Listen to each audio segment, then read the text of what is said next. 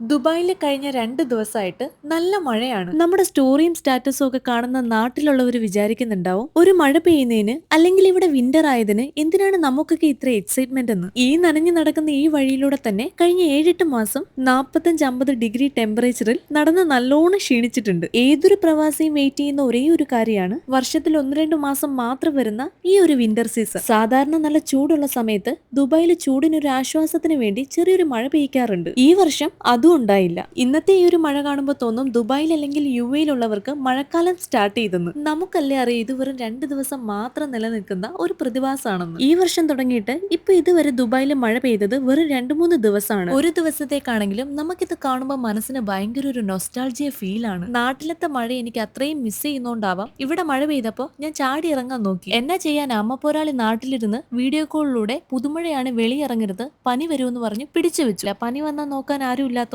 ഞാൻ ബാൽക്കണിയിൽ നിന്ന് അങ്ങ് കണ്ട് രസിച്ചു. അപ്പൊ ഇന്നത്തെ ഈ കുഞ്ഞു വീഡിയോ ഇത്രയേ ഉള്ളൂ. Bye bye.